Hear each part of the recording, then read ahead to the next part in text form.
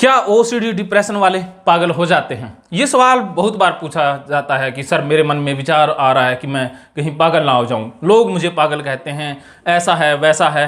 तो आज आप सभी कान खोलकर सुन लें कि ओसीडी वाले पागल नहीं होते, डिप्रेशन वाले भी पागल नहीं होते, ओवरथिंकिंग वाले पागल नहीं होते। जिस इंसान के मन में ये विचार आता है कि मैं पागल ना हो जाऊं, वो तो पक्का नहीं हो सकता।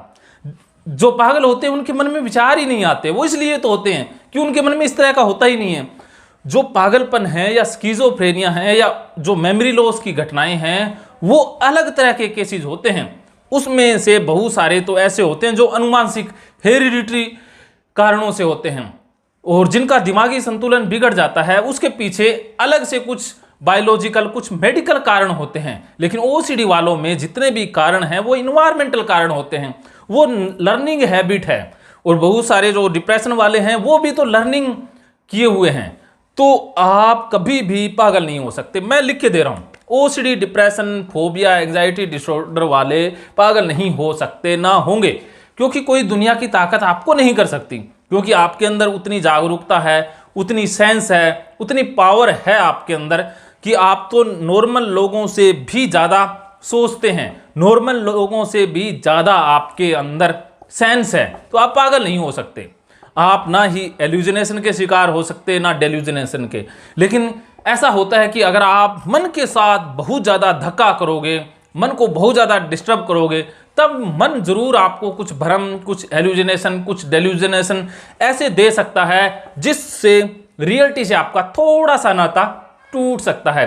लेकिन ऐसी कंडीशन बहुत रेयर होती है। तो लेकिन एक साहब ने फ़ोन किया और मुझसे पूछा, सर मेरे मन में विचार 3 साल से आ रहा है कि मैं पागल ना हो जाऊं। तो मैंने पूछा, जी 3 साल से आज तक तो हुए नहीं, तो अब कैसे हो जाओगे? कहते नहीं नहीं जी, मेरे मन में अभी भी चल रहा है। तो मैंने एक पूछा कि मेरे बाल ये काले हैं, अगर मैं बार बार सोचूं कि मेरे बाल सफ़ेद हो जाएंगे, सफ़ेद हो जाएंगे, क्या सफ़ेद हो जाएंगे? तो वो साहब कहने लगे कि सोचने से तो बाल सफ़ेद होते नहीं हैं, ये तो बायोलॉजिकल कारणों से होते हैं। उसी प्रकार सोचने से इंसान पागल होता ही नहीं है, वो तो किसी अन्य सूरतों में होता है। तो सोच के आप पागल नहीं हो सकते। सोच के आप परेशान जरूर हो सकते हो, दुखी जरूर हो सकते हो, तनाव, चिंता में जरूर जा सकते हो। अब आप समझ गए होंगे कि आपने करना क्या है।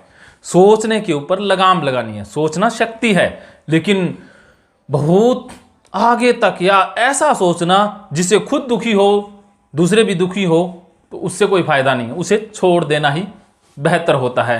जैसे सोना श्रृंगार भी बनता है, अगर उसे हद से ज़्यादा शरीर के ऊपर ओढ़ लिया जाए तो वो बदसूरती का भी कारण बन जाता है। उसी प्रकार सोचना ताकत भी है। अगर आप सोचने की ताकत का इस्तेमाल नहीं करेंगे तो ये खतरनाक भी बन जाती है।